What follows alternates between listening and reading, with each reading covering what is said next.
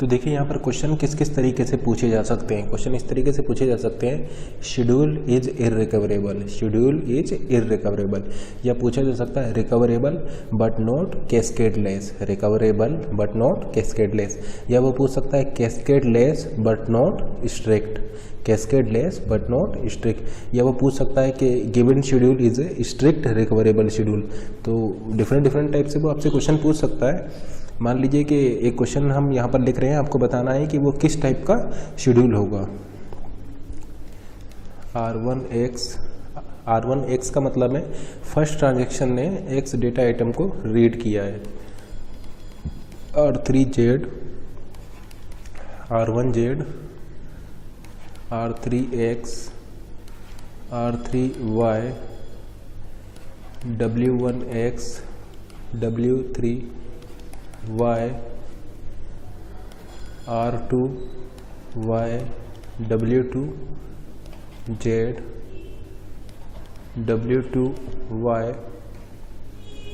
And C1, C2 and C3।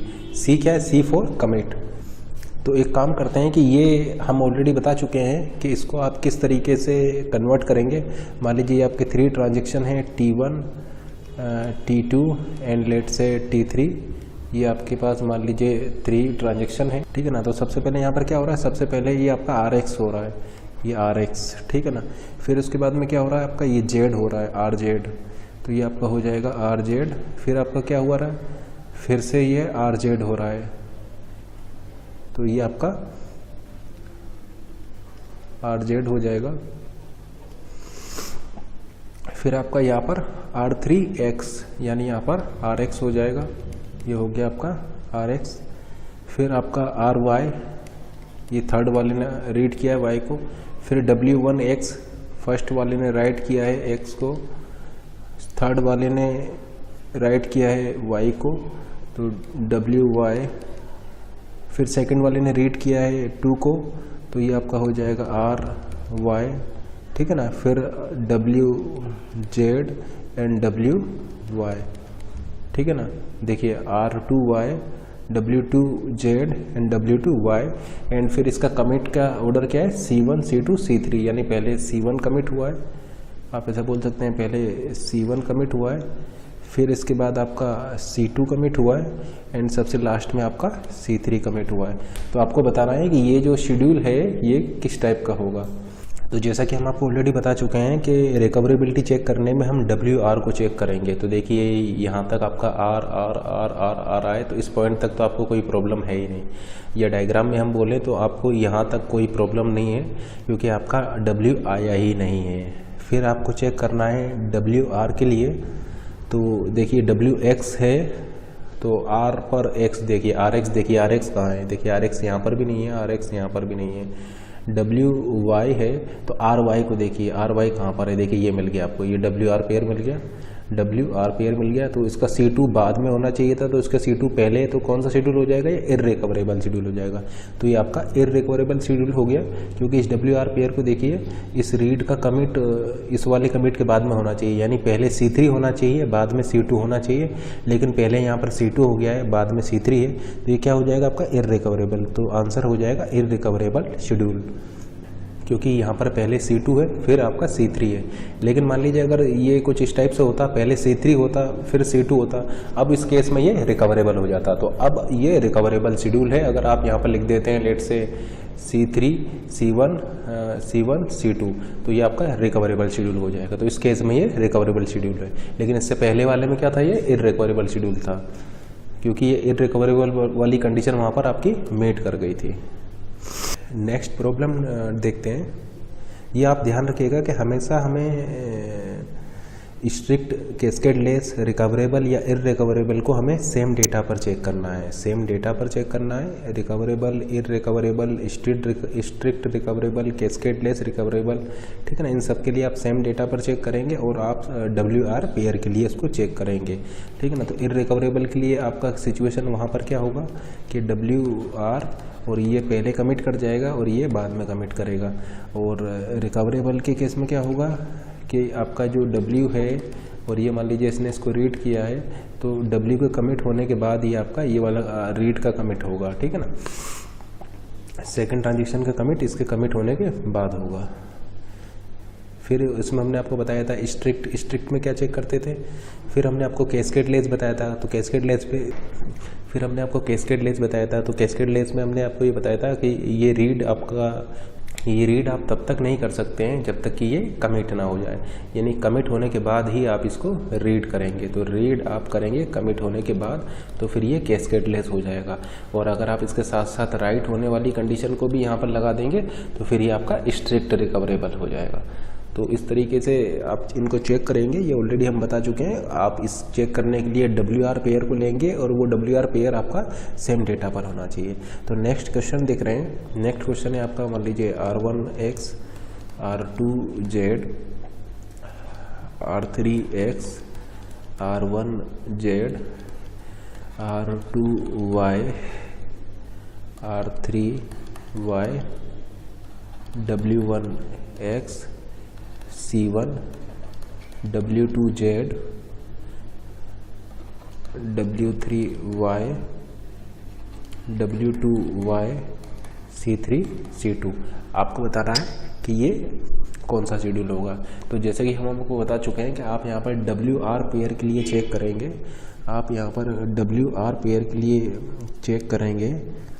तो देखिए यहाँ तक आपका आ रहा है read read read read read, यानी W आपका आया ही नहीं है, यानी इस पॉइंट तक आपको कोई प्रॉब्लम नहीं है, इस पॉइंट तक कोई प्रॉब्लम नहीं है क्योंकि आपका W आपका यहाँ पर आया ही नहीं है।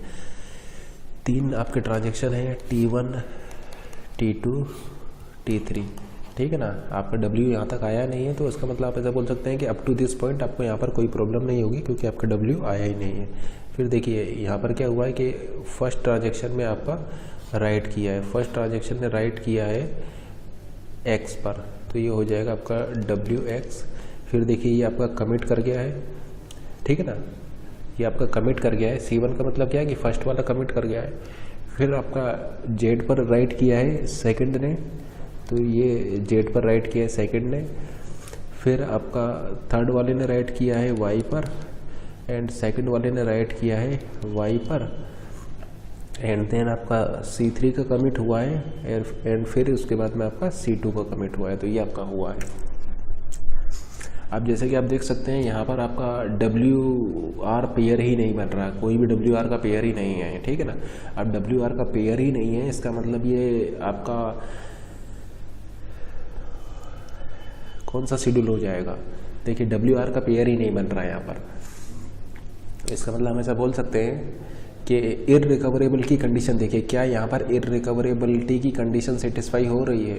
तो देखिए इररिकवरेबिलिटी की कंडीशन यहाँ पर, तो देखिए ये शेड्यूल आपका रिकवरेबल होगा, ये शेड्यूल आपका रिकवरेबल होगा। क्यों होगा रिकवरेबल?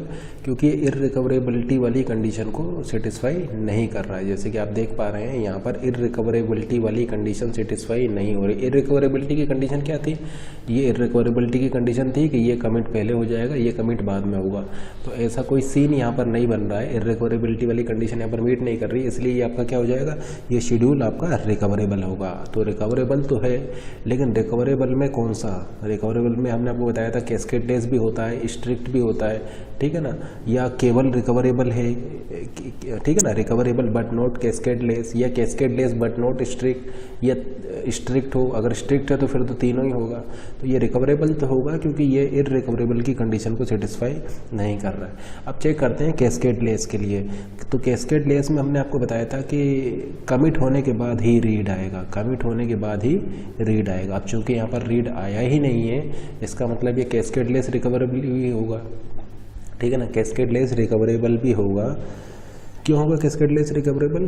क्योंकि कमिट होने के बाद आपका रीड आना चाहिए, ठीक है ना। कैस्केडलेस रिकवरेबल की कंडीशन में आपको बताया था कि आपका जो है, अगर किसी ने W कर दिया है, किसी ने लेट से इसने W कर दिया है, तो इसके कमिट होने के बाद ही दूसरा ट्रांजेक्शन उसको रीड करेगा, ठीक है ना। तो कमिट होने तक दूसरा ट्रांजेक्शन उसको रीड नहीं कर सकता, ठीक है ना। तो ये कैस्केडलेस रिकवरेबल की कंडीशन थी, हमने आपको बता चुके हैं इसको। तो देखिए ये कंडीशन वॉयलेट नहीं हो रही। ये कंडीशन वॉयलेट कब होगी? ये कंडीशन वॉयलेट तब होगी जब ये कमिट होने से पहले इसको रीड कर जाए।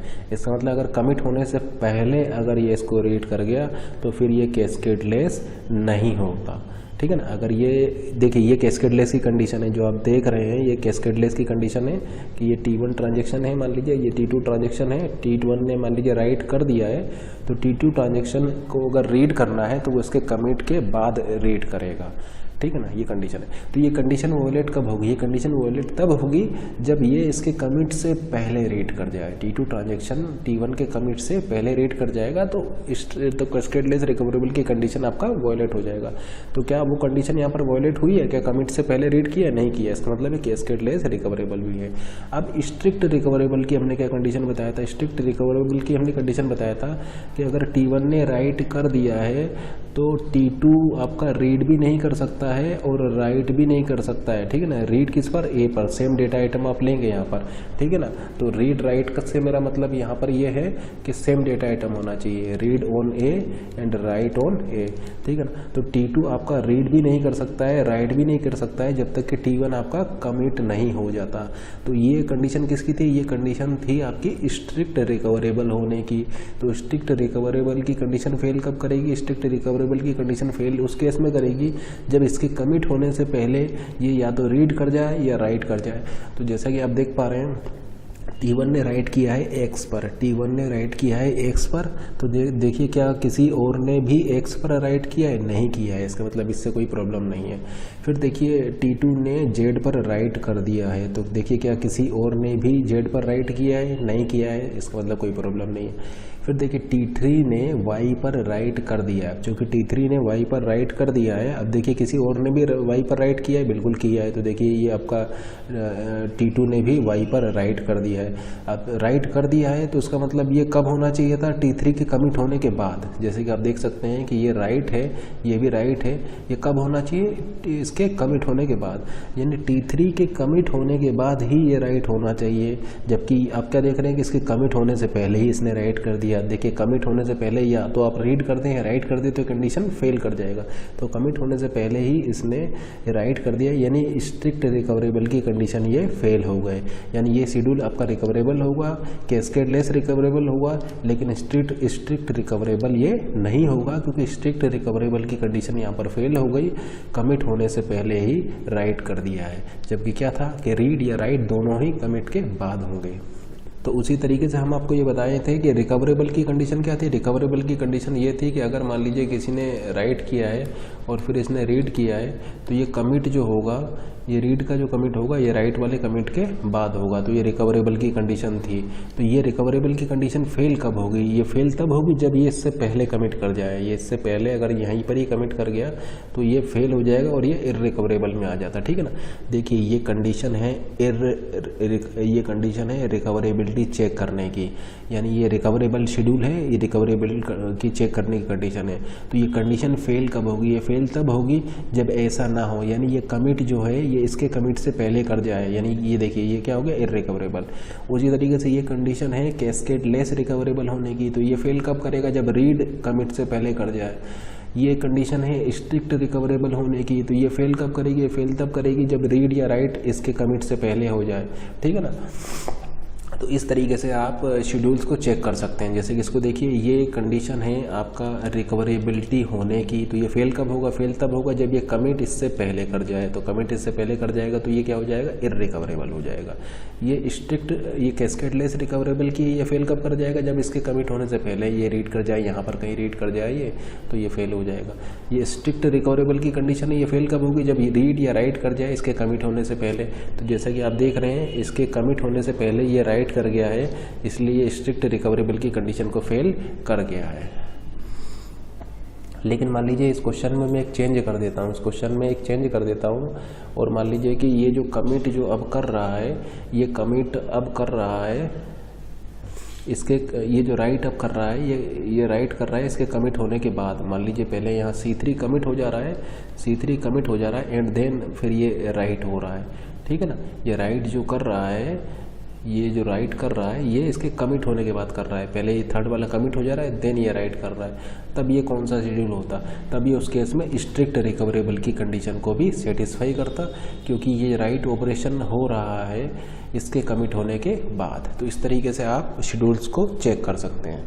अब नेक्स्ट प्रॉब्लम हम डिस्कस करते हैं। मान लीजिए है आपका R3X, को बताना ये शेड्यूल कौन सा होगा। तो देखिए इस पॉइंट तक तो कोई प्रॉब्लम है ही नहीं, क्योंकि WR पेयर यहाँ पर आया ही नहीं है, तो यहाँ तक कोई प्रॉब्लम नहीं है। अब देखिए इसको देखिए थर्ड वाले ने राइट किया है, थर्ड वाले ट्रांजेक्शन ने X पर राइट किया है। सबसे पहले चेक करते हैं रिकवरेबिलिटी के लिए। तो देखिए थर्ड वाले ने राइट किया है, देखिए क्या थर्ड के अलावा किसी और ने उसको रीड किया है, देखिए इसने भी रीड किया है X को, और देखिए और किसने X को रीड किया और किसी ने X को रीड नहीं किया है।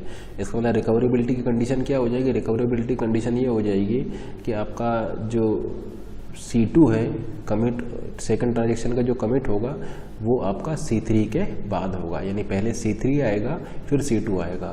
तो देखिए पहले C3 आ रहा है फिर C2 आ रहा है, इसका मतलब ये आपका ये वाला जो है ये कंडीशन तो आपका सेटिस्फाई कर रहा है। फिर देखिए इसने रीड किया, तो ये हम चेक कर ही चुके हैं। देखिए इसने राइट किया है, फर्स्ट वाले ने राइट किया है, सेकंड वाले ने उसको रीड किया है, फिर से देखिए WR पेयर बन गया, फिर से WR पेयर बन गया। इसका मतलब इसका कमिट बाद में आना चाहिए, यानी पहले C1 आएगा फिर C2 आएगा। तो देखिए पहले C1 है फिर C2 है, इसका मतलब ये WR पेयर भी यहाँ पर कोई प्रॉब्लम क्रिएट नहीं कर रहा, और आगे कहीं WR पेयर है नहीं, इसका मतलब ये रिकवरेबल तो हो जाएगा, ये शेड्यूल आपका रिकवरेबल तो हो गया। अब चेक करते हैं क्या ये कैस्केड लेस रिकवरेबल है। तो कैस्केड लेस में हमने आपको बताया था कि अगर किसी ट्रांजेक्शन ने, जैसे मान लीजिए थर्ड ट्रांजेक्शन ने राइट ऑपरेशन परफॉर्म कर दिया है, तो कोई दूसरा ट्रांजेक्शन उस डेटा आइटम X पर रीड नहीं कर सकता है जब तक कि वो कमिट ना हो जाए। जैसे कि आप देख रहे हैं इसके थर्ड के कमिट होने से पहले इसने रीड कर दिया है। देखिए इसको आप लिखेंगे तो कैसे लिखेंगे, ये हो जाएगा WX T3, ये क्या है, ये है आपका T2, और देखिए आप यहाँ पर कर दिए रीड, ठीक है ना, और कमिट हुआ नहीं है, यानी कमिट होने से पहले ही आप इसको रीड कर दिया। इसका मतलब कैस्केड लेस रिकवरेबल की कंडीशन को ये फेल कर गया। अब चूंकि कैस्केड लेस नहीं है तो ये आपका स्ट्रिक्ट रिकवरेबल भी नहीं होगा। तो आप ऐसा बोल सकते हैं given schedule is recoverable but not cascade less recoverable. अब नेक्स्ट क्वेश्चन हम ले रहे हैं, मान लीजिए आपका क्वेश्चन है यहाँ पर R3X R1X W3X C3 R2X W1Y C1 R2Y W2X and C2। आपको बताना है कि ये आपका कौन सा रिकवरेबल होगा, नहीं आपको बताना है ये शेड्यूल आपका क्या होगा। तो देखिए यहाँ तक तो आपका रीड हुआ है, तो ये रीड वाला तो कोई प्रॉब्लम करेगा नहीं है। WR पेयर के लिए देखते हैं, तो ये मान लीजिए है T1 T2 और ये मान लीजिए हो गया आपका T3। सबसे पहले राइट हुआ है, X पर राइट हुआ है, फिर ये कमिट हो गया है, फिर देखिए ये रीड किया है X पर एंड राइट किया एंड ये राइट किया है आपका Y पर, ठीक है ना, ये रीड किया है X पर और ये राइट किया है Y पर। और फिर देखिए ये फर्स्ट वाला जो है ये भी आपका कमिट हो गया है, फर्स्ट वाला भी कमिट हो चुका है। फिर देखिए ये आपका रीड किया है Y पर रीड किया है, राइट किया है आपका X पर, और फिर आपका ये भी कमिट हो चुका है। तो देखिए चेक कीजिए क्या ये रिकवरेबल है। तो देखिए WR पेयर लीजिए, रीड का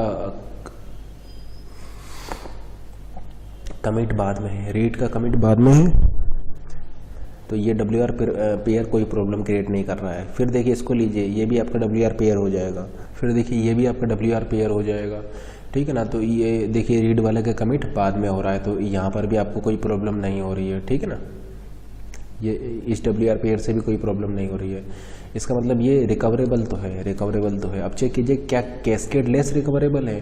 तो देखिए रीड हुआ है कमिट होने के बाद, यहाँ पर देखिए रीड हुआ है इसके कमिट होने के बाद, तो यस ये कैस्केड लेस रिकवरेबल भी है। अब देखिए क्या स्ट्रिक्ट है, यानी रीड और राइट दोनों हुए हैं, कमिट होने के बाद। ठीक, यहाँ पर तो आपका ट्रू है।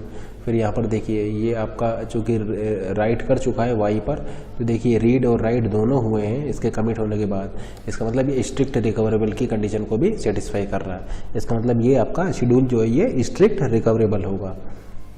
तो ये आपका रिकवरेबल भी है, कैस्केड रिकवरेबल भी है और स्ट्रिक्ट रिकवरेबल भी है। लेकिन मान लीजिए कि अगर आप यहाँ पर लिख देते डब्ल्यू वाई और लिख देते, अब बताइए अब ये कौन सा होता, तो क्या ये रिकवरेबल होता? तो देखिए रिकवरेबल के लिए डब्ल्यू आर लीजिए, डब्ल्यू आर लिया तो बाद में हो रहा है, ठीक है, इससे कोई प्रॉब्लम नहीं है। फिर ये डब्ल्यू आर लिया, इससे भी कोई प्रॉब्लम नहीं है, ये भी बाद में हो रहा है। देखिए ये आपका पहले हुआ है, ये आपका बाद में हुआ, पहले ये हुआ है फिर ये हुआ है, तो देखिए डब्ल्यू आर यहाँ पर भी कोई प्रॉब्लम नहीं है, यानी ये रिकवरेबल तो है। अब चेक कीजिए क्या कैस्केडलेस है? बिल्कुल, देखिए रीड कमिट के बाद हुआ है। देखिए यहाँ पर आपने राइट किया है तो वो कमिट के बाद ही हुआ है। देखिए ये आपने राइट किया है यहाँ पर, तो रीड जो हो रहा है ये कमिट के बाद ही हो रहा है। इसका मतलब ये कैस्केडलेस रिकवरेबल भी है, क्योंकि रीड हो रहा है तो कमिट के बाद ही हो रहा है। अब चेक कीजिए क्या ये स्ट्रिक्ट रिकवरेबल है? तो देखिए कमिट के बाद ही रीड राइट हो रहे हैं। देखिए कमिट है, कमिट के बाद में ही आपने ऑपरेशन किए हैं रीड या राइट को। देखिए सेम डेटा आइटम पर देखना है आपको, जैसे अगर आपने यहाँ पर x लिया है तो x पर ही देखेंगे आप, ठीक है ना। अब देखिए आपने यहाँ पर राइट कर दिया है, WY आ गया है, ठीक है ना, WY आ गया है। अब रीड राइट करना है आपको इसके कमिट होने के बाद, जबकि इसके कमिट होने से पहले, देखिए कमिट तो ये यहाँ पर हो रहा है लेकिन इससे पहले ही आप इसको क्या कर दिए, राइट कर दिए, जबकि रीड राइट दोनों बाद में करने थे आपको।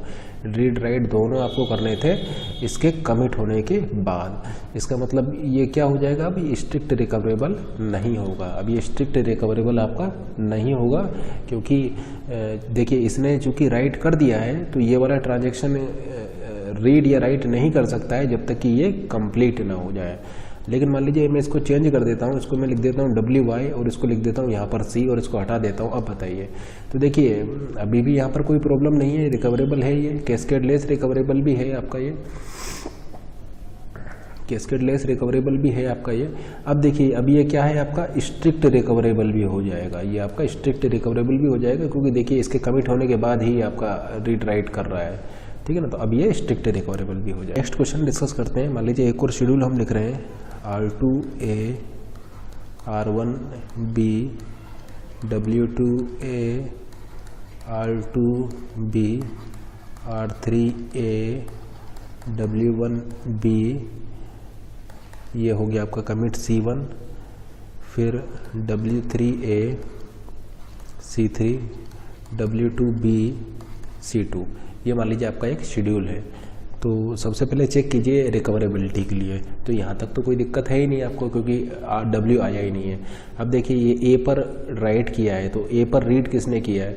देखिए A पर रीड इसने किया है, इसका मतलब C3 जो आएगा वो C2 के बाद आएगा, पहले C2 आएगा फिर C3 आएगा, जबकि यहाँ पर देखिए पहले C3 आ गया है फिर C2 आया है, ठीक है ना। जबकि होना क्या चाहिए था, पहले C2 आएगा फिर C3 आएगा। इसका मतलब ये शेड्यूल कैसा हो जाएगा, ये हो जाएगा इररिकवरेबल, ये इररिकवरेबल शेड्यूल है। एक और शेड्यूल हम लिख रहे हैं, मान लीजिए है आपका R3A R1A R2B W2C C2 C1 R3C W3A। अब देखिए चेक कीजिए क्या ये रिकवरेबल है? तो देखिए इस पॉइंट तक तो आपको कोई प्रॉब्लम है ही नहीं। अब देखिए ये राइट किया है C पर, तो C पर रीड किसने किया है? C पर रीड इसने किया है, इसका मतलब पहले C2 आएगा फिर C3 आएगा। तो देखिए पहले C2 आया फिर C3 आया, इसका मतलब ये रिकवरेबल है, और कोई WR पेयर यहाँ पर है नहीं, इसका मतलब ये रिकवरेबल है। चेक कीजिए क्या ये कैस्केडलेस रिकवरेबल होगा? तो कैस्केडलेस रिकवरेबल में क्या होता है कि अगर इसने W कर दिया है तो दूसरा इसको रीड इसके कमिट होने के बाद ही करेगा। तो देखिए ये कमिट हुआ, कमिट होने के बाद ही दूसरे ने इसको रीड किया है, इसका मतलब ये कैस्केडलेस रिकवरेबल भी है। चेक कीजिए क्या ये स्ट्रिक्ट रिकवरेबल है? तो देखिए सेकंड ने राइट किया था C पर, तो इसके कमिट होने के बाद ही रीड या राइट ऑपरेशन किया जा रहा है, ठीक है ना। तो ये इसके लिए तो आपका कंडीशन सेटिस्फाई है। अब देखिए इसके लिए चेक करते हैं, यहाँ पर कोई उस टाइप का केस नहीं बन पाएगा, क्योंकि आपका केवल थर्ड ट्रांजेक्शन बचा हुआ है। इसका मतलब ये जो शेड्यूल है ये आपका स्ट्रिक्ट रिकवरेबल भी होगा। तो ये शेड्यूल आपका जो है ये स्ट्रिक्ट रिकवरेबल है। तो अभी तक हमने देखा है क्लासिफिकेशन, शेड्यूल्स का classification on the basis of on the basis of recoverability. अब हम देखेंगे शेड्यूल्स का classification on the basis of serialisability. Classification of the schedules based on serialisability. Serialisability के बेसिस पर किस तरीके से आप क्लासीफाई करेंगे, तो देखिए दो टाइप से आप क्लासीफाई कर सकते हैं सीरियलाइजेबिलिटी के बेसिस पर। फर्स्ट है आपका कॉन्फ्लिक्ट सीरियलाइजेबिलिटी एंड सेकंड है आपका व्यू सीरियलाइजेबिलिटी। तो वन बाय वन इनको हम डिस्कस करेंगे। सबसे पहले हम डिस्कस करेंगे कॉन्फ्लिक्ट सीरियलाइजेबिलिटी एंड फिर हम डिस्कस करेंगे व्यू सीरियलाइजेबिलिटी। और सीरियलाइजेबिलिटी से मेरा मतलब है कि वो अगर शेड्यूल आपका सीरियलाइजेबल होगा तो फिर आपका वो कंसिस्टेंट भी होगा, क्योंकि serial schedule is equivalent to serialisable schedule is equivalent to one of the serial schedule. तो हम आपको ऑलरेडी बता चुके हैं कि शेड्यूल आपके दो टाइप के होते हैं। एक होता है सीरियल शेड्यूल। अब सीरियल शेड्यूल में क्या होगा, सीरियल शेड्यूल में कॉन्करेंट एग्जीक्यूशन अलाउड नहीं है। तो सीरियल शेड्यूल में कॉन्करेंट एग्जीक्यूशन आप नहीं कर सकते हैं। And every serial schedule is consistent. जितने भी सीरियल शेड्यूल होंगे वो कंसिस्टेंट होंगे, ठीक है ना। अब बात करते हैं सीरियलाइजेबल शेड्यूल की। तो सीरियलाइजेबल शेड्यूल आपका कॉन्करेंट होते हैं। तो सीरियलाइजेबल शेड्यूल जो होते हैं वो कॉन्करेंट होते हैं, क्योंकि हम वहाँ पर कॉन्करेंट एग्जीक्यूशन करते हैं, इंटरलीविंग एग्जीक्यूशन करते हैं, ठीक है ना। तो हम तो सीरियलाइजेबल शेड्यूल में हम क्या करते हैं, एक तो होता है सीरियल शेड्यूल, दूसरा होता है सीरियलाइजेबल शेड्यूल। तो सीरियल शेड्यूल मतलब है प्योर सीरियल शेड्यूल, जो कि आपका एक के बाद दूसरा स्टार्ट होगा, ठीक है ना। और दूसरा होता है सीरियलाइजेबल शेड्यूल, जो कि सीरियल नहीं है लेकिन इक्विवेलेंट है किसी एक सीरियल शेड्यूल के। मतलब सीरियलाइजेबल शेड्यूल का क्या मतलब होगा, सीरियलाइजेबल शेड्यूल का मतलब यह है कि जो सीरियल तो नहीं है लेकिन सीरियलाइजेबल है, आप उसको वो इक्विवेलेंट है किसी एक सीरियल शेड्यूल के। तो सीरियलाइजेबल शेड्यूल में आप ऐसा बोल सकते हैं कि सीरियलाइजेबल शेड्यूल में कॉन्करेंट एग्जीक्यूशन आपका अलाउड है, कॉन्करेंट एग्जीक्यूशन होता है सीरियलाइजेबल शेड्यूल में, ठीक है ना। और सीरियलाइजेबल शेड्यूल में आप ऐसा बोल सकते हैं कि कॉन्करेंट एग्जीक्यूशन या concurrent schedule is equivalent to any serial schedule. वो जो कॉन्करेंट शेड्यूल है वो इक्विवेलेंट होगा किसी एक सीरियल शेड्यूल के, इसीलिए उसको हम बोलते हैं सीरियलाइजेबल शेड्यूल। अगर आपका सीरियल या सीरियलाइजेबल है तो वो कंसिस्टेंट होगा। अगर एक शेड्यूल सीरियल या सीरियलाइजेबल है तो वो आपका कंसिस्टेंट होगा और आइसोलेशन की प्रॉपर्टी को होल्ड करेगा। सीरियल शेड्यूल भी आइसोलेशन को होल्ड करता है और सीरियलाइजेबल शेड्यूल भी आइसोलेशन की प्रॉपर्टी को होल्ड करता है, ठीक है ना। तो सीरियल एंड सीरियलाइजेबल शेड्यूल दोनों ही कंसिस्टेंट हैं और आइसोलेशन की प्रॉपर्टी को होल्ड करते हैं। अब देखिए दो टाइप से आपके सीरियलाइजेबल शेड्यूल हो सकते हैं। एक होता है कॉन्फ्लिक्ट सीरियलाइजेबल शेड्यूल और दूसरा होता है व्यू सीरियलाइजेबल शेड्यूल। तो हमने क्या देखा, सबसे पहले तो हमने शेड्यूल देखा। शेड्यूल आपके दो टाइप से हो सकते हैं। शेड्यूल आपके दो टाइप से हो सकते हैं। पहला है सीरियल शेड्यूल, दूसरा है सीरियलाइजेबल शेड्यूल। तो पहला है सीरियल शेड्यूल, दूसरा है सीरियलाइजेबल शेड्यूल।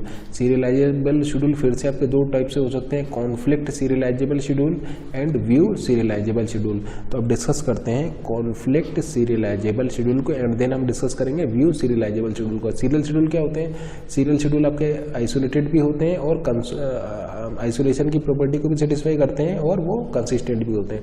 सीरियलाइजेबल शेड्यूल क्या होते हैं, वो कॉन्करेंट शेड्यूल होते हैं, कॉन्करेंट एग्जीक्यूशन वहाँ पर होता है, ट्रांजैक्शंस का इंटरलिविंग एग्जीक्यूशन होता है, ठीक है ना। तो ये कॉन्करेंट एग्जीक्यूशन होता है सीरियलाइजेबल शेड्यूल में, लेकिन वो इक्विवेलेंट होते हैं किसी एक सीरियल शेड्यूल के। जैसा कि हम आपको एक एग्जाम्पल में पहले ही बता चुके हैं। एक एग्जाम्पल हमने लिया था T1 T2, यहाँ पर हमने रीड किया था, फिर इसको राइट किया था, फिर हमने यहाँ पर इसको रीड किया था और फिर हमने यहाँ पर बी को रीड किया था और राइट किया था बी को, और फिर हमने यहाँ पर इसको बी को रीड किया था। तो हमने बताया था कि ये एक सीरियलाइजेबल शेड्यूल है, कॉन्करेंट शेड्यूल है लेकिन सीरियलाइजेबल है, यानी इसके इक्विवेलेंट एक सीरियल शेड्यूल एग्जिस्ट करता था। और वो सीरियल शेड्यूल क्या है, वो सीरियल शेड्यूल ये है कि आप इस आरए को अगर नीचे ले आए, क्योंकि देखिए यहाँ पर कोई फर्क नहीं पड़ता, ये बी पर है ये ए पर है, तो आप इस आरए को नीचे ला सकते थे।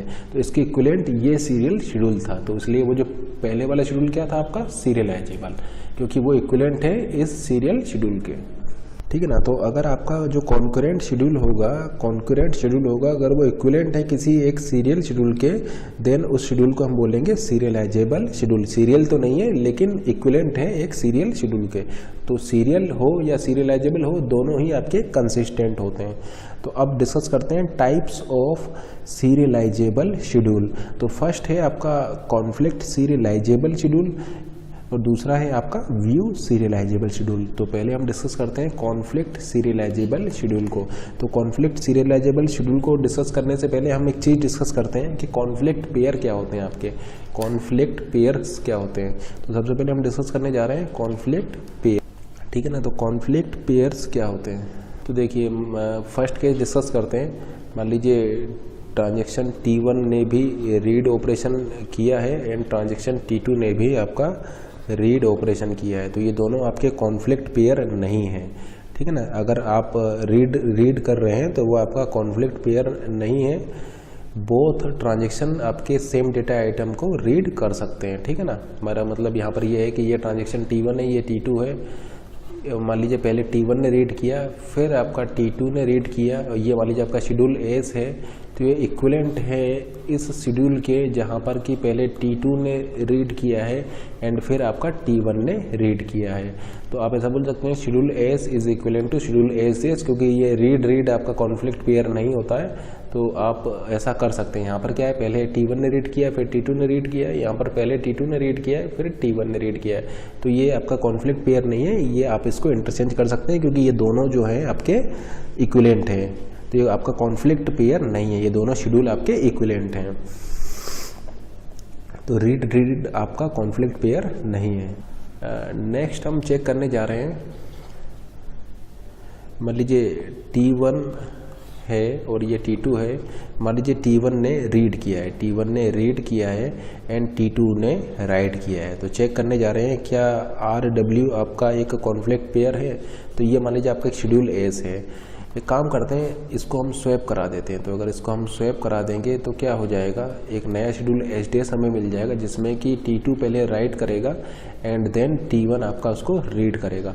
अब जैसा कि आपको यहाँ पर क्लियर है कि schedule S is not equivalent to schedule SDS, ये दोनों शेड्यूल आपके इक्वल नहीं है, क्योंकि यहाँ पर जो ये रीड कर रहा है ये कहाँ से रीड कर रहा है, इनिशियल डेटाबेस से रीड कर रहा है। ये वैल्यू आपका इनिशियल डेटाबेस से रीड कर रहा है, जबकि यहाँ पर किस वैल्यू को ये रीड कर रहा है, ये रीड कर रहा है उस वैल्यू को जो कि इस T2 ट्रांजेक्शन में यहाँ पर लिखी हुई है। यानी देखिए रीड चेंज हो गई, ये इनिशियल डेटाबेस से रीड कर रहा है, ये उस वैल्यू को रीड कर रहा है जिसको कि ये राइट करेगा, T2 वाला राइट करेगा, ठीक है ना।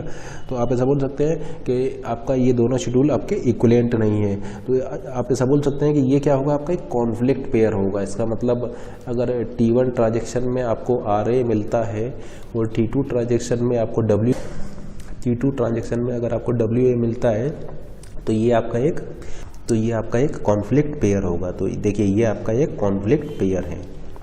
इससे पहले हमने क्या देखा था, पहले हमने ये देखा था कि ये आपका कॉन्फ्लिक्ट पेयर नहीं था। तो ये कॉन्फ्लिक्ट पेयर नहीं था, जबकि ये कॉन्फ्लिक्ट पेयर है क्योंकि यहाँ पर आपके ये शेड्यूल चेंज हो जा रहे हैं, ठीक है ना। तो ये आपका क्या होगा, एक कॉन्फ्लिक्ट पेयर होगा। तो रीड राइट वाला जो है ये एक कॉन्फ्लिक्ट पेयर है। तो अगर आपने इसको स्वैप कर दिया, अगर आपने इस पेयर को स्वैप कर दिया तो फिर वो आपका सेम नहीं रहेगा, ठीक है ना, क्योंकि ये आपके रिजल्ट को फिर आपका अफेक्ट कर देगा। तो आप इसको, ये नॉन कॉन्फ्लिक्ट पेयर है तो नॉन कॉन्फ्लिक्ट पेयर को आप स्वैप, तो ये आपका कॉन्फ्लिक्ट पेयर है तो कॉन्फ्लिक्ट पेयर को आप स्वैप नहीं कर सकते, ठीक है ना। तो ये कॉन्फ्लिक्ट पेयर है, इसको आप स्वैप नहीं कर सकते। जबकि यहाँ पर आप देख रहे थे ये किस टाइप का पेयर था, ये आपका नॉन कॉन्फ्लिक्ट पेयर है। ये पेयर कॉन्फ्लिक्ट नहीं कर रहा है, नॉन कॉन्फ्लिक्ट पेयर है, तो इसको आप स्वैप कर सकते हैं। जबकि यहाँ पर जो है ये कॉन्फ्लिक्ट पेयर था, तो कॉन्फ्लिक्ट पेयर होने की वजह से आप इसको स्वैप नहीं कर सकते हैं। थर्ड केस डिस्कस करते हैं। मान लीजिए T1 जो है वो राइट कर रहा है एंड T2 जो है वो रीड कर रहा है, ठीक है ना। चेक करते हैं कि ये भी आपका कॉन्फ्लिक्ट पेयर होगा। तो देखिए T1 T2, T1 ने देखिए आपका राइट किया है एंड T2 ने आपका रीड किया है। ये मान लीजिए शेड्यूल एस है। अब एक काम करते हैं, इनको स्वैप करके देखते हैं। तो अगर आप इनको स्वैप कर देंगे तो आपको मिल जाएगा, ये पहले रीड कर जाएगा और फिर ये आपका ये राइट कर जाएगा। तो जैसा कि आप देख पा रहे हैं S is not equivalent to S dash, ये दोनों शेड्यूल आपके इक्वलेंट नहीं है। इसका मतलब ये भी आपका एक कॉन्फ्लिक्ट पेयर होगा, इसको भी आप स्वैप नहीं कर सकते हैं क्योंकि रिजल्ट आपका यहाँ पर चेंज हो जाएगा। यहाँ पर ये उस वैल्यू को रीड करेगा जो ये रीड करेगा, जो ये राइट करेगा उसको ये रीड करेगा, और यहाँ पर ये इनिशियल डेटाबेस से वैल्यू को रीड कर रहा है, तो रिजल्ट आपका चेंज हो जाएगा यहाँ पर। तो ये भी आपका एक कॉन्फ्लिक्ट पेयर है। फोर्थ देखते हैं, फोर्थ केस देखते हैं, तो ये भी आपका क्या होगा, एक कॉन्फ्लिक्ट पेयर होगा। तो इसको भी आप स्वैप नहीं कर सकते हैं क्योंकि शेड्यूल आपके इक्विवेलेंट नहीं है। फोर्थ केस देखते हैं, मान लीजिए T1 भी राइट कर रहा है डेटा आइटम ए पर और T2 भी राइट कर रहा है डेटा आइटम ए पर। चेक करते हैं क्या ये कॉन्फ्लिक्ट पेयर होगा। देखिए ये T1 है, T2 है। मान लीजिए पहले T1 ने राइट किया, फिर T2 ने राइट किया, एंड ये शेड्यूल एस है। एंड मान लीजिए अब क्या हो जा रहा है कि हम इसको स्वैप करा दे रहे हैं, स्वैप करा दे रहे हैं। तो पहले T2 राइट कर दे रहा है एंड फिर उसके बाद में T1 इसको राइट कर रहा है, और ये HDS है। तो जैसा कि आप देख पा रहे हैं ये भी दोनों सेम नहीं होंगे, ये दोनों शेड्यूल आपके सेम नहीं होंगे। इसका मतलब ये भी आपका कॉन्फ्लिक्ट पेयर होगा, ये भी आपका कॉन्फ्लिक्ट पेयर होगा। इसको भी आप स्वैप नहीं कर सकते हैं क्योंकि यहाँ पर ये क्या बताएगा, ये बताएगा कि final value updated by T2 transaction. यहाँ पर final value is updated by T2 transaction, जबकि यहाँ पर final value is updated by T1 transaction. जैसे कि मान लीजिए ये T1 ट्रांजेक्शन राइट कर रहा है 50 और ये राइट कर रहा है 100, तो यहाँ पर एक ही फाइनल वैल्यू क्या होगी, एक ही फाइनल वैल्यू चूँकि T2 ने राइट किया है तो एक ही फाइनल वैल्यू होगी 100। यहाँ पर चूँकि T1 ने इसको फाइनली राइट किया है तो यहाँ पर एक ही फाइनल वैल्यू क्या होगी 50। तो देख रहे हैं रिजल्ट आपके अलग अलग आ जा रहे हैं। इसका मतलब ये कॉन्फ्लिक्ट पेयर है, इसको आप स्वैप नहीं कर सकते, ठीक है ना। यहाँ पर फाइनल वैल्यू जो राइट करेगा एक ही, वो T2 राइट करेगा, और यहाँ पर फाइनल वैल्यू जो एक ही राइट करेगा वो T1 राइट करेगा। तो ये आपका कॉन्फ्लिक्ट पेयर है, इसका मतलब इसको आप स्वैप नहीं कर सकते हैं। नेक्स्ट केस डिस्कस कर रहे हैं कि मान लीजिए T1 है एंड ये मान लीजिए T2 है, एंड केस ये है कि ये आपका रीड कर रहा है या मान लीजिए राइट कर रहा है ए पर, और ये मान लीजिए आपका रीड कर रहा है और या फिर राइट कर रहा है ए पर। और इसको अगर आप चेक कर रहे हैं क्या ये कॉन्फ्लिक्ट पेयर है, तो बिल्कुल ये कॉन्फ्लिक्ट पेयर आपका नहीं होगा क्योंकि ये अगर शेड्यूल एस है तो अगर आप इसको स्वैप कर देंगे तो वो दूसरा वाला शेड्यूल भी आपको इसके इक्विवेलेंट ही मिलेगा। मान लीजिए ये पहले रीड कर रहा है या राइट कर रहा है, कुछ भी कर सकता है रीड या राइट में से, सॉरी यहाँ पर आपका क्या होगा, बी होगा, ठीक है ना, RB और WB, RB और WB। और ये क्या कर रहा है फिर T1 आपका मान लीजिए डेटा आइटम ए पर रीड कर रहा है या मान लीजिए राइट कर रहा है, कुछ भी ले सकते हैं आप। तो जैसा कि आप देख पा रहे हैं एस और HDS अब यहाँ पर इक्विवेलेंट हो जाएंगे। क्यों? क्योंकि ये दोनों इंडिपेंडेंट है, ये ए पर ऑपरेशन कर रहा है, ये बी पर ऑपरेशन कर रहा है। तो ये आपके कॉन्फ्लिक्ट ऑपरेशंस नहीं होंगे, कॉन्फ्लिक्ट पेयर्स ये नहीं होंगे क्योंकि इंडिपेंडेंट है, डिफरेंट डेटा आइटम पर है। इसका मतलब हम ऐसा बोल सकते हैं कि अगर ये आपके कॉन्फ्लिक्ट पेयर नहीं होंगे, इसलिए ये दोनों शेड्यूल आपके इक्विवेलेंट होंगे, ठीक है ना। तो हम ऐसा बोल सकते हैं कि a pair of operation is said to be conflict if and only if at least one write present on the same data item for different transaction, ठीक है ना। A pair of operation is said to be conflict if and only if at least one write operation exist on the same data item for different transaction. जैसे कि मान लीजिए आपने लिखा यहाँ पर W2A एंड R3A, ये आपका क्या होगा, कॉन्फ्लिक्ट पेयर होगा, ठीक है ना। देखिए एक W प्रेजेंट होना चाहिए, या आपने लिखा मान लीजिए W2A W3A, डेटा आइटम भी सेम होना चाहिए, तो ये भी आपका एक कॉन्फ्लिक्ट पेयर है। या आपने लिखा मान लीजिए R2A एंड W3A, तो ये भी आपका कॉन्फ्लिक्ट होगा, तो ये भी कॉन्फ्लिक्ट पेयर है, WR WW RW। क्या आप देख रहे हैं कि WW या WR या RW, इसमें क्या है आपका एक W होना चाहिए, एटलीस्ट वन W आपका प्रेजेंट होना चाहिए और डेटा आइटम सेम होना चाहिए, तब आप उसको कॉन्फ्लिक्ट पेयर बोलेंगे। ये रीड वाला जो पेयर है ये कॉन्फ्लिक्ट नहीं होता है, ठीक है ना। मान लीजिए यहाँ R1 है, यहाँ R2 है, तो ये आपका कॉन्फ्लिक्ट पेयर नहीं है। या इंडिपेंडेंट हो तो वो भी आपका नहीं होता है। जैसे कि मान लीजिए R1 पर आप A कर रहे और राइट कर रहे अब B पर, तो ये भी आपका कॉन्फ्लिक्ट नहीं होगा। तो केवल कॉन्फ्लिक्ट पेयर होंगे वो केवल इन 3 केसेस में होंगे। आप ऐसा बोल सकते हैं, a pair of operation is said to be conflict if and only if at least one write operation exist on the same data item for different transaction. अब नेक्स्ट हम डिस्कस करने जा रहे हैं यहाँ पर conflict equivalent schedule. Conflict equivalent schedule आपके क्या होते हैं? तो आप ऐसा बोल सकते हैं कॉन्फ्लिक्ट इक्विवेलेंट शेड्यूल, आप ऐसा बोल सकते हैं if we swap non conflict pair. अगर आप नॉन कॉन्फ्लिक्ट पेयर को स्वैप करें और स्वैप करने के बाद आपको एक नया शेड्यूल मिल रहा है, तो वो शेड्यूल और उससे पहले वाला शेड्यूल एक दूसरे के कॉन्फ्लिक्ट इक्विवेलेंट होंगे। जैसे कि मान लीजिए आपके पास एक शेड्यूल एस है और आपने क्या किया है, आपने देखिए ध्यान रखिए, कॉन्फ्लिक्ट को आप स्वैप नहीं कर सकते हैं। हमने नॉन कॉन्फ्लिक्ट पेयर को स्वैप किया है और स्वैप करने के बाद हमें एक नया शेड्यूल एस डैश मिला है, तो हम बोलेंगे कि एस और एस डैश एक दूसरे के कॉन्फ्लिक्ट इक्विवेलेंट होंगे। ठीक है ना, एस और एस डैश एक दूसरे के कॉन्फ्लिक्ट इक्विवेलेंट होंगे क्योंकि हमने एस से एस डैश को ड्राइव किया है बाई स्वैपिंग। स्वैप आपने कराया है नॉन कॉन्फ्लिक्ट पेयर्स को। जैसे कि एक एग्जांपल से इसको हम देखते हैं। मान लीजिए ये एक शेड्यूल हम ले रहे हैं T1 T2 read write, and आपने मान लीजिए यहाँ पर लिया हुआ है रीड, यहाँ पर लिया हुआ है रीड बी राइट बी, ठीक है ना, और यहाँ पर लिया है आर बी। ये मान लीजिए शेड्यूल एस है। तो देखिए क्या आप देखिए सबसे पहले इसको चेक कीजिए, आर आर कॉन्फ्लिक्ट पेयर नहीं होगा, डब्ल्यू आर कॉन्फ्लिक्ट पेयर होगा। ये डब्ल्यू आर जो है ये आपका एक कॉन्फ्लिक्ट पेयर होगा। इसका मतलब इसको आप स्वैप नहीं करा सकते, ठीक है ना, इसको आप स्वैप नहीं कर सकते। इसका मतलब इस रीड को आप ऊपर नहीं ले जा सकते हैं, इस रीड ऑफ ए को आप ऊपर नहीं ले जा सकते हैं, इसको आप स्वैप नहीं कर सकते हैं।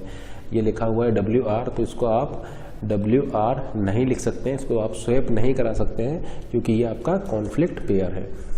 इसका मतलब आर को आप ऊपर नहीं ले जा सकते। अब देखिए ये आपके इंडिपेंडेंट डेटा आइटम हो गए, ठीक है ना। देखिए आर आर आपका कॉन्फ्लिक्ट पेयर नहीं होता है। उसी तरीके से डब्ल्यू आर ये भी आपका कॉन्फ्लिक्ट पेयर नहीं होता है। तो जैसे कि पहले इसको देखिए, ये आपका क्या है, ये आपका नॉन कॉन्फ्लिक्ट पेयर है, ये आपका नॉन कॉन्फ्लिक्ट पेयर है। इसका मतलब आप इसको स्वैप कर सकते हैं। तो देखिए स्वैप करने के बाद आपका क्या हो जाएगा, यहाँ पर स्वैप करने के बाद सिचुएशन आपकी क्या मिलेगी आपको। तो देखिए ये आपका आर ए है, ये है आपका डब्ल्यू ए। इस स्वैपिंग को आप नहीं कर सकते थे, इस स्वैपिंग को आप नहीं कर सकते थे क्योंकि ये आपका जो पेयर था ये आपका कॉन्फ्लिक्ट था। लेकिन चूंकि ये पेयर आपका नॉन कॉन्फ्लिक्ट था इसलिए मतलब इस स्वैपिंग को आप यहाँ पर कर सकते हैं, ठीक है ना। तो ये मान लीजिए आर बी आपका यहाँ पर आ गया और ये आर ए जो है वो आपका यहाँ पर आ जाएगा। तो आर ए यहाँ पर आ गया क्योंकि आपने इसको स्वैप कर दिया, नॉन कॉन्फ्लिक्ट पेयर था तो इसको आपने स्वैप कर दिया। फिर देखिए ये आपका डब्ल्यू बी हो गया और ये आपका आर बी हो जाएगा। ये शेड्यूल एस डैश है। तो शेड्यूल एस और एस डैश आपके क्या होंगे, कॉन्फ्लिक्ट इक्विवेलेंट होंगे एक दूसरे के। Schedule S and schedule S dash आपके कॉन्फ्लिक्ट इक्विवेलेंट होंगे क्योंकि आपने नॉन कॉन्फ्लिक्ट पेयर को स्वैप करके एस डैश को ड्राइव किया है, ठीक है ना। एक चीज़ और यहाँ पर आप नोट कर सकते हैं कि आप नॉन कॉन्फ्लिक्ट पेयर को किसी भी नंबर में स्वैप कर सकते हैं, ठीक है ना। You can swap any number of non conflict pair, लेकिन आपका ऑपरेशन का जो सीक्वेंस है वो सेम होना चाहिए। जैसे कि अगर पहले W आया है फिर R आया है तो ऐसा नहीं होना चाहिए कि आपने पहले R आ गया फिर W आ गया। ये जो ऑपरेशन का जो सीक्वेंस है ये ऑपरेशन का सीक्वेंस आपका सेम रहना चाहिए। ये ऑपरेशन का सीक्वेंस आपको नहीं चेंज होना चाहिए। जैसे कि देखिए ये इस सीक्वेंस को देखिए और इस सीक्वेंस को देखिए, तो ऑपरेशन का सीक्वेंस आपका सेम रहना चाहिए। सेम रखते हुए आप कितने ही नंबर ऑफ टाइम आप नॉन कॉन्फ्लिक्ट पेयर को स्वैप करा सकते हैं। ध्यान दीजिए, नॉन कॉन्फ्लिक्ट पेयर को ही स्वैप करा सकते हैं, कॉन्फ्लिक्ट पेयर को आप स्वैप नहीं करा सकते हैं क्योंकि हम यहाँ पर बात कर रहे हैं कॉन्फ्लिक्ट इक्विवेलेंट की। तो कॉन्फ्लिक्ट इक्विवेलेंट वो तभी होंगे जब आप नॉन कॉन्फ्लिक्ट पेयर को स्वैप कराएंगे। तो देखिए आपने नॉन कॉन्फ्लिक्ट पेयर को स्वैप किया है तो आपका ये एस और एस डैश एक दूसरे के कॉन्फ्लिक्ट इक्विवेलेंट हैं। फिर आपने क्या किया, फिर से देखिए, फिर से ये आपके नॉन कॉन्फ्लिक्ट पेयर है, फिर से आपका ये नॉन कॉन्फ्लिक्ट पेयर है, तो फिर से आपका ये नॉन कॉन्फ्लिक्ट पेयर है, तो फिर से आप इसको स्वैप करा सकते हैं। तो फिर स्वैप करा देंगे तो आपको क्या मिल जाएगा, T1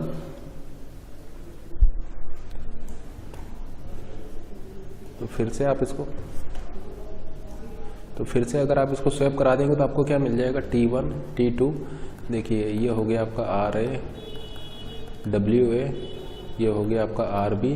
अब हमने फिर से इसको स्वैप करा दिया, यानी WB आपको ऊपर आ जाएगा और RA आपका नीचे आ गया। तो देखिए ये आपने यहाँ पर फिर से इनको स्वैप करा दिया, देखिए ये स्वैप हो चुके हैं, ठीक है ना। और ये आपका हो गया RB। तो आप ऐसा बोल सकते हैं कि ये H डैश और H डबल डैश ये दोनों एक दूसरे के क्या होंगे, कॉन्फ्लिक्ट इक्विवेलेंट होंगे, क्योंकि आपने इसको नॉन कॉन्फ्लिक्ट पेयर को स्वैप करा कर ही इसको ड्राइव किया है। तो आप ऐसा बोल सकते हैं ये तीनों क्या है, H dash H double dash, ये तीनों ही एक दूसरे के कॉन्फ्लिक्ट इक्विवेलेंट होंगे। H dash H double dash ये तीनों ही आपके एक दूसरे के कॉन्फ्लिक्ट इक्विवेलेंट होंगे, ठीक है ना। तो हम ऐसा बोल सकते हैं S and H dash is said to be conflict equivalent. S and H dash is said to be conflict equivalent if and only if H dash resulted from swapping of non-conflict pair in S. अब बात करते हैं conflict serializable schedule की। Conflict serializable schedule क्या होता है, तो देखिए कॉन्फ्लिक्ट सीरियलाइजेबल शेड्यूल क्या होता है, सिंपल डेफिनेशन है, conflict equivalent should be one of the serial schedule. जो आपने कॉन्फ्लिक्ट इक्विवेलेंट निकाले हैं उनमें से एक अगर कॉन्फ्लिक्ट इक्विवेलेंट, एटलीस्ट वन भी कॉन्फ्लिक्ट इक्विवेलेंट अगर आपका सीरियल शेड्यूल हो जाता है तो वो आपका कॉन्फ्लिक्ट सीरियलाइजेबल शेड्यूल हो जाएगा। जैसे कि देखिए ये आपका गिवन शेड्यूल था, इसका ये एक कॉन्फ्लिक्ट इक्विवेलेंट है और उसका ये दूसरा कॉन्फ्लिक्ट इक्विवेलेंट है। अब जैसे कि आप देख पा रहे हैं ये जो कॉन्फ्लिक्ट इक्विवेलेंट है एस डबल डैश, ये आपका सीरियल शेड्यूल बन चुका है, क्योंकि देखिए पहले T1 कंप्लीट हुआ है, फिर T2 कंप्लीट हुआ है, यानी पहले देखिए T1 आपका कंप्लीट हुआ है, फिर आपका T2 कंप्लीट हुआ है, यानी ये एच डबल डैश किस टाइप का शेड्यूल है, एच डबल डैश आपका सीरियलाइजेबल, एच डबल डैश जो है वो आपका सीरियल शेड्यूल है, पहले T1 हुआ है फिर T2 हुआ है। तो आप ऐसा बोल सकते हैं कि इस शेड्यूल को हम क्या बोलेंगे, इस शेड्यूल को हम बोलेंगे कॉन्फ्लिक्ट सीरियलाइजेबल शेड्यूल। इसका मतलब given schedule is said to be conflict serializable schedule if any conflict equivalent, at least any one conflict equivalent is, at least one conflict equivalent is serial schedule, ठीक है ना। जैसे कि इस केस में देखिए, इस केस में आपने क्या देखा कि इसके कॉन्फ्लिक्ट इक्विवेलेंट्स थे, तो एक कॉन्फ्लिक्ट इक्विवेलेंट इसका सीरियल शेड्यूल है, तो इसलिए इसको बोलेंगे कॉन्फ्लिक्ट सीरियलाइजेबल शेड्यूल। यानी कॉन्फ्लिक्ट सीरियलाइजेबल शेड्यूल का मतलब ये है कि इस शेड्यूल को आप नॉन कॉन्फ्लिक्ट पेयर को स्वैप करते हुए, इस शेड्यूल को आप नॉन कॉन्फ्लिक्ट पेयर को स्वैप करते हुए सीरियल में कन्वर्ट कर सकते हैं। यानी ये सीरियलाइजेबल तो है, ये शेड्यूल जो है वो सीरियल नहीं है, ये शेड्यूल कॉन्करेंट है, ये शेड्यूल कॉन्करेंट है लेकिन सीरियलाइजेबल है। और सीरियलाइजेबल करने के लिए आपने क्या अप्रोच यहाँ पर यूज किया है, कॉन्फ्लिक्ट पेयर वाला, यानी नॉन कॉन्फ्लिक्ट पेयर को आप स्वैप करते करते इसको सीरियलाइजेबल में कन्वर्ट किए, इसलिए इसको क्या बोलते हैं, conflict serializable schedule. Conflict equivalent, ये देखिए S H dash H double dash ये क्या है, तीनों एक दूसरे के कॉन्फ्लिक्ट इक्विवेलेंट है। तो conflict equivalent is equal to serial schedule, ठीक है ना। Conflict equivalent should be one of the serial schedule. Conflict equivalent जो है वो आपका सीरियल शेड्यूल बन चुका है, इसलिए ये आपके कॉन्फ्लिक्ट सीरियलाइजेबल शेड्यूल होंगे, ठीक है ना। तो आप ऐसा बोल सकते हैं swapping any number of non conflict pair, swapping any number of non conflict pair if we are getting a serial schedule then it is called a conflict serializable schedule, ठीक है ना। मतलब ये जो शेड्यूल जो आपको गिवन था ये एक कॉन्फ्लिक्ट सीरियलाइजेबल शेड्यूल है। ये शेड्यूल, ये भी आपका एक कॉन्फ्लिक्ट सीरियलाइजेबल शेड्यूल है और ये तो आपका सीरियल शेड्यूल है ही है, और ये तीनों एक दूसरे के कॉन्फ्लिक्ट इक्विवेलेंट हैं। तो ये शेड्यूल भी कॉन्फ्लिक्ट सीरियलाइजेबल शेड्यूल है, ये वाला शेड्यूल भी कॉन्फ्लिक्ट सीरियलाइजेबल शेड्यूल है, और ये आपका सीरियल शेड्यूल है क्योंकि आपने नॉन कॉन्फ्लिक्ट पेयर को स्वैप करा करके स्वैप कराया, यहाँ पर आपने नॉन कॉन्फ्लिक्ट पेयर को स्वैप कराया है। तो आप ऐसा बोल सकते हैं we are getting this serial schedule after swapping non conflict pair, hence this schedule is conflict serializable. पहले T1 आपका होगा, फिर उसके बाद आपका T2 होगा। अब एक और एग्जांपल लेते हैं। मान लीजिए हम एक शेड्यूल लिख रहे हैं, एक शेड्यूल है ये ट्रांजैक्शन T1 है और ये ट्रांजेक्शन T2 है, एंड लेट से ये शेड्यूल है आपका S RA WA RA RB and RB WB। अब देखिए ये आपका पेयर कैसा होगा, ये आपका एक कॉन्फ्लिक्ट पेयर होगा, ये आपका एक कॉन्फ्लिक्ट पेयर होगा WR। उसी तरीके से देखिए इस पेयर को देखिए, ये पेयर भी आपका एक कॉन्फ्लिक्ट पेयर होगा। इसका मतलब ये चूंकि आपका कॉन्फ्लिक्ट पेयर है इसलिए आप इसको स्वैप नहीं कर सकते। इसका मतलब इसको आप ऊपर नहीं ले जा सकते, इसको आप ऊपर नहीं ले जा सकते। जरा इसको देखिए, ये भी आपका एक, ये देखिए ये आपका कॉन्फ्लिक्ट पेयर नहीं है, ये आपका एक कॉन्फ्लिक्ट पेयर नहीं है, तो आप इसको स्वैप कर सकते हैं। देखिए ये एक इक्विवेलेंट, ये आपका एक कॉन्करेंट शेड्यूल है, ये आपका एक कॉन्करेंट शेड्यूल है। अब इस कॉन्करेंट शेड्यूल को हम चेक कर रहे हैं कि क्या ये कॉन्करेंट शेड्यूल सीरियलाइजेबल है या नहीं है। अगर ये कॉन्करेंट शेड्यूल सीरियलाइजेबल होगा तो इसका मतलब ये है कि या तो ये इक्विवेलेंट होगा T1 एरो T2 के, या ये इक्विवेलेंट होगा T2 एरो T1 के, ठीक है ना। अगर ये शेड्यूल आपका सीरियलाइजेबल होगा तो या तो ये इसके इक्विवेलेंट आएगा या फिर ये इसके इक्विवेलेंट आएगा, ठीक है ना। तो वही हम यहाँ पर फाइंड आउट करने की कोशिश कर रहे हैं by swapping non conflict pair. तो देखिए ये W है, ये R है, कॉन्फ्लिक्ट पेयर है। इसका मतलब इसको तो आप स्वैप कर नहीं सकते, इसका मतलब इस RA को आप ऊपर तो ला नहीं सकते। इसका मतलब T2 एरो T1 तो आपका कभी हो नहीं सकता, T2 एरो T1 तो आपका कभी हो नहीं सकता, क्योंकि ऐसा नहीं हो सकता कि पहले T2 हो फिर T1 हो, क्योंकि ये कॉन्फ्लिक्ट पेयर है तो आप इसको ऊपर तो ला ही नहीं सकते। हाँ, अब चेक करते हैं क्या इसको हम नीचे ले जा सकते हैं। इसको हम नीचे ले जा सकते हैं, T1 एरो T2 होगा तो ये क्या होगा, ये नीचे होगा, ऊपर तो नहीं ले जा सकते क्योंकि ये कॉन्फ्लिक्ट पेयर है। ऊपर ले जाएंगे तो आपका ये कॉन्फ्लिक्ट पेयर है, ऊपर इसको स्वैप नहीं कर सकते हैं। अब चेक कर रहे हैं क्या इसको हम नीचे ले जा सकते हैं। इसके लिए T1 एरो T2 के लिए चेक करते हैं। तो देखिए ये आपका क्या है, ये आपका नॉन कॉन्फ्लिक्ट पेयर है, नॉन कॉन्फ्लिक्ट पेयर है, इसका मतलब इसको आप स्वैप कर सकते हैं। तो कर देते हैं इसको स्वैप। देखिए स्वैप करने के बाद आपको क्या मिलेगा, यहाँ पर मिला आपको RA, यहाँ पर मिला आपको WA, ठीक है ना। ये हो गया आपका RB, ये आपका नॉन कॉन्फ्लिक्ट पेयर है। उसी तरीके से ये इंडिपेंडेंट है तो ये भी आपका नॉन कॉन्फ्लिक्ट पेयर है। तो आपको यहाँ पर क्या मिल गया, आपको मिल गया RA RB। देखिए ये डायरेक्ट हमने कर दिया है, ये 2 स्टेप में हमने कर दिया है। आप ये देखिए हमने किया क्या है, पहले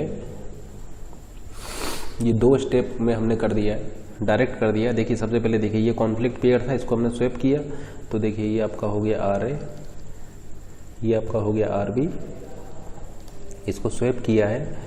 नॉन कॉन्फ्लिक्ट पेयर था यानी यहाँ पर आ गया RB, यहाँ पर आ जाएगा ये RB। देखिए इसको स्वैप किया है तो ये मिल जाएगा, और यहाँ पर क्या था आपका WB। ये सिचुएशन होगी। अब फिर से आप देख सकते हैं कि फिर से ये जो पेयर है ये इंडिपेंडेंट है, ये A पर है, ये B पर है, यानी नॉन कॉन्फ्लिक्ट पेयर है। तो आप फिर से इसको स्वैप कर सकते हैं, यानी इसको स्वैप करके आप यहाँ पर ला सकते हैं। तो ये दोनों स्टेप को हमने एक में मर्ज कर दिया था। तो अगर आप इसको फिर से स्वैप कर देंगे, नॉन कॉन्फ्लिक्ट पेयर को फिर से स्वैप कर देंगे तो आपको ये मिल जाएगा।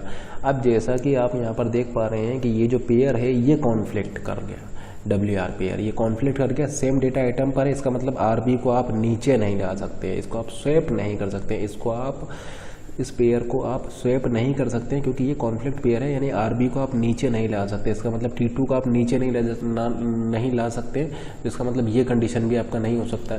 इसका मतलब ना तो T2 को आप ऊपर ले जा सकते हैं, नहीं T2 को आप नीचे ले जा सकते हैं। इसका मतलब ये आपका आप ऐसा बोल सकते हैं कि इस शेड्यूल का कोई भी कॉन्फ्लिक्ट इक्विवेलेंट आपका एक सीरियल शेड्यूल नहीं होगा। अब चूंकि इस शेड्यूल का कोई भी कॉन्फ्लिक्ट इक्विवेलेंट एक सीरियल शेड्यूल नहीं है, इसलिए इसको हम बोलेंगे कि ये शेड्यूल आपका कॉन्फ्लिक्ट सीरियलाइजेबल नहीं होगा। तो ये जो शेड्यूल है ये आपका कॉन्फ्लिक्ट सीरियलाइजेबल नहीं है, ठीक है ना। क्योंकि आपने यहाँ पर क्या देखा कि इसको हम ऊपर भी नहीं ले जा सकते हैं, इस कॉन्फ्लिक्ट पेयर होने की वजह से आप इसको ऊपर भी नहीं ले जा सकते हैं, तो ये केस नहीं हो सकता आपका। और ये कॉन्फ्लिक्ट पेयर होने की वजह से हम इसको नीचे भी नहीं ले जा सकते हैं, इसका मतलब ये फर्स्ट केस भी नहीं हो सकता T1 एरो T2 वाला। तो आप क्या देख रहे हैं कि आप इसने आपके शेड्यूल के आपने बहुत सारे कॉन्फ्लिक्ट इक्विवेलेंट ट्राई किए, लेकिन कोई भी कॉन्फ्लिक्ट इक्विवेलेंट किसी सीरियल शेड्यूल में नहीं, कोई भी कॉन्फ्लिक्ट इक्विवेलेंट सीरियल शेड्यूल नहीं है। इसका मतलब ये जो शेड्यूल है ये कॉन्फ्लिक्ट सीरियलाइजेबल नहीं है, ठीक है ना। Not getting serial schedule after swapping non conflict pair, ठीक है ना। हम नॉन कॉन्फ्लिक्ट पेयर को स्वैप करके जनरेट नहीं कर पा रहे हैं किसी भी सीरियल शेड्यूल को, तो इसलिए आप ऐसा बोल सकते हैं कि ये आपका कॉन्फ्लिक्ट सीरियलाइजेबल शेड्यूल नहीं होगा, कॉन्फ्लिक्ट सीरियलाइजेबल शेड्यूल नहीं होगा। अब देखिए ये आप कैसे पता लगाएंगे कि ये शेड्यूल आपका कॉन्फ्लिक्ट सीरियलाइजेबल है या नहीं। अच्छा, यहाँ पर एक चीज़ और नोट कीजिए, ये शेड्यूल मान लीजिए एस है, ये शेड्यूल मान लीजिए एच डेस है, ये एस और एच डेस एक दूसरे के कॉन्फ्लिक्ट इक्विवेलेंट होंगे। वो हम पहले भी आपको बता चुके हैं कि एस और एच डेस एक दूसरे के कॉन्फ्लिक्ट इक्विवेलेंट होंगे। अब देखिए ये आप पता लगाएंगे। अब चेक करते हैं कि हम कॉन्फ्लिक्ट सीरियलाइजेबिलिटी के लिए कैसे हम चेक करेंगे। तो कॉन्फ्लिक्ट सीरियलाइजेबिलिटी को आप चेक करेंगे प्रेसिडेंस ग्राफ की हेल्प से। प्रेसिडेंस ग्राफ की हेल्प से आप कॉन्फ्लिक्ट सीरियलाइजेबिलिटी को चेक करेंगे। प्रेसिडेंस ग्राफ की हेल्प से हम कॉन्फ्लिक्ट सीरियलाइजेबिलिटी को चेक करेंगे। अब ग्राफ में क्या होता है आपको पता है, ग्राफ में वर्टिसेस होते हैं एंड एजेस होते हैं। ग्राफ में आपके वर्टिसेस होंगे एंड एजेस होंगे। तो वर्टिसेस क्या होंगे, जितने भी ट्रांजेक्शन्स होंगे वो सारे आपके वर्टेक्स होंगे। जैसे कि मान लीजिए एक ट्रांजेक्शन आई है तो टी आई का एक वर्टेक्स आप बनाएंगे, एक ट्रांजेक्शन टी जे है तो टी जे का आप वर्टेक्स बनाएंगे। तो जितने ट्रांजेक्शन्स होंगे उतने आपके इस प्रेसिडेंस ग्राफ में वर्टेक्स होंगे, ठीक है ना। जहाँ पर कि टी आई और टी जे क्या है, टी आई और टी जे जो हैं ये आपके टू डिफरेंट ट्रांजेक्शन्स हैं। आप ऐसा बोल सकते हैं I is not equal to जे, यानी T I and T J are the two different transactions. तो जितने ट्रांजेक्शन्स होंगे उतने यहाँ पर आपके इस प्रेसिडेंस ग्राफ में वर्टेक्स हो जाएंगे। अब एजेस आप कैसे बनाएंगे, तो वर्टेक्स तो आपको क्लियर हो गया, जितने ट्रांजेक्शन्स होंगे उतने वर्टेक्स हो जाएंगे। एजेस आप कैसे बनाएंगे, तो आप ऐसा बोल सकते हैं draw an edge between T I and T J only if and only if there exist a conflict pair. Draw an edge between T I and T J only if there exist a conflict pair. अगर आपका एक conflict pair exist करता है T I और T जे में, तो आप T I से टी जे की तरफ आप एज यहाँ पर बनाएंगे। जैसे कि कुछ केसेस में इसको देखते हैं, ये मान लीजिए आपका टी आई है और ये मान लीजिए आपका टी जे है।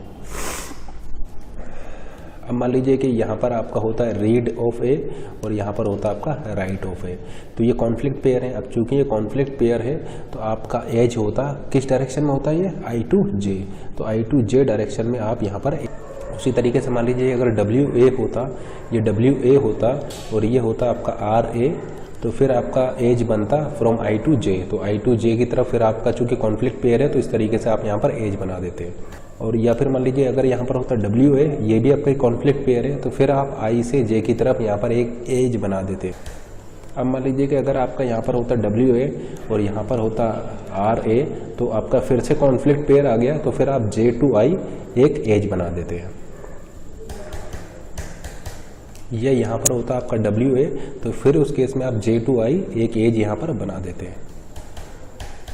लेकिन मान लीजिए अगर यहाँ पर होता है डब्ल्यू बी, तो ए और बी चूंकि इंडिपेंडेंट है तो अब ये आपका कॉन्फ्लिक्ट पेयर नहीं होता। तो एज आपका कब बनेगा, एज आपका तभी बनेगा जब आपका कॉन्फ्लिक्ट पेयर होगा। तो इस तरीके से आप यहाँ पर प्रेसिडेंस ग्राफ बनाएंगे। अब देखिए यहाँ पर आपके दो केस हो सकते हैं। फर्स्ट केस तो ये हो सकता है कि प्रेसिडेंस ग्राफ आपका साइकिल हो, प्रेसिडेंस ग्राफ में आपका साइक्लिक हो। दूसरा हो सकता है कि प्रेसिडेंस ग्राफ आपका नॉन साइक्लिक हो, ठीक है ना। तो अगर प्रेसिडेंस ग्राफ में आपका साइकिल है, प्रेसिडेंस ग्राफ में अगर आपका साइकिल है, तब वो आपका कॉन्फ्लिक्ट सीरियलाइजेबल शेड्यूल नहीं होगा। और अगर प्रेसिडेंस ग्राफ आपका नॉन साइक्लिक है तो फिर वो उस केस में आप ऐसा बोल सकते हैं कि वो कॉन्फ्लिक्ट सीरियलाइजेबल शेड्यूल होगा। ऐसा क्यों हो रहा है, इसको आपको एग्जांपल से भी हम क्लियर कर देंगे।